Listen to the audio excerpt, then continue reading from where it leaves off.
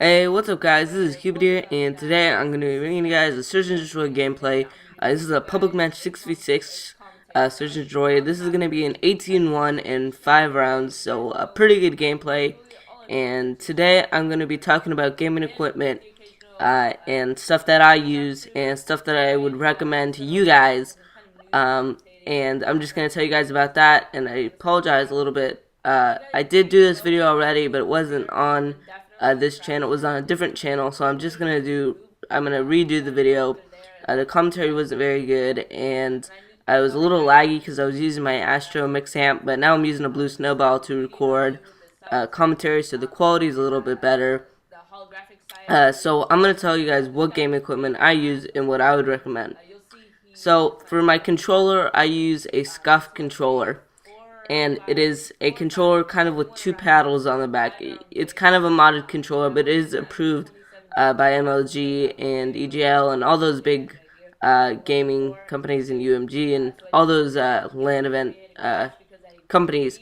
So it's approved by a lot of people. You can use it, even though it is kind of modded, but it is a really good controller. It lets you use more of a hand without having to play claw, which kind of hurts your fingers. I used to play a little bit of claw, but I just stopped because it hurt too much. Playing claw, if you can't afford a Scuff controller, they are a little bit on the pricey side. They started at $80 without shipping, without a lot of things. It's just like the paddles and everything else is default with hair triggers, which some people may just want that. I I may invest in another one, or maybe something will happen. Maybe I'll get another one, or I'll send one in. You can send your controller in to Scuff to get scuffed up, and that cost, I believe, it starts at $50, I believe. Not too sure about that, but it starts a little bit cheaper. But for me, I'm impatient, so I just choose not to send it in because I'm just that impatient. And for my monitor, I use a Samsung monitor and an Acer monitor. I used to use the Acer monitor, but it's kind of old. It's not too old, but it does have a 5-second response time. And I use my Samsung monitor. It's an LG monitor. I wouldn't recommend it, so I'm not going to tell you guys the model. It is okay, but it is a little bit overpriced, and it was like almost $300. So I definitely wouldn't recommend it because it was a little bit expensive. But that's my monitor, and the Acer is generally used for my computer monitor. And the last thing, sorry, not the last thing, I use a Mac. It doesn't really matter which computer you get if you're gonna start YouTube. If you're gonna start a YouTube, I'd recommend a good computer, not necessarily a Mac. Macs probably aren't the best choice. I got this computer a pretty long time ago, so I got it a pretty long time ago. It was pretty good at the time, but I do regret getting a Mac and not a better computer for the price, because Macs, really aren't good for uploading and streaming. They're okay for it, and if you guys want, sorry, I'm gonna upload a lot of YouTube videos, and I'm gonna stream a lot, especially tournaments and things like that. And if you guys didn't know, this is a pretty old gameplay by the gamer tag. And for headsets, I would recommend an Astro Mix amp for Xbox. For PC, I have heard a few good things about these headsets.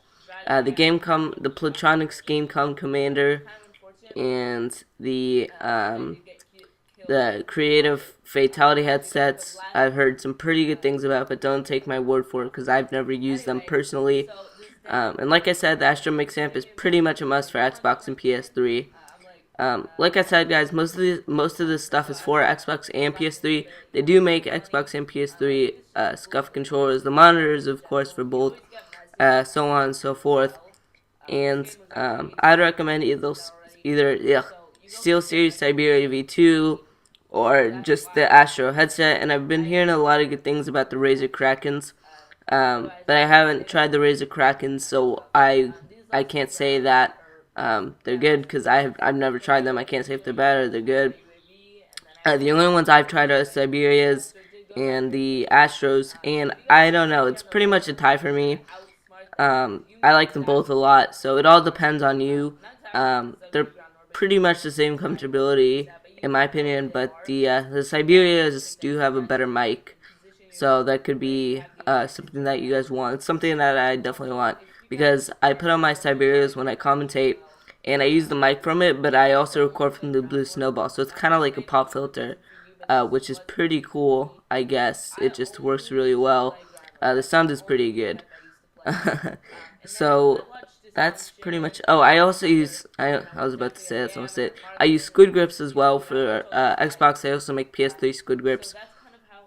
They kind of make your hands not sweat, or they do make your hands not sweat. They're pretty good product.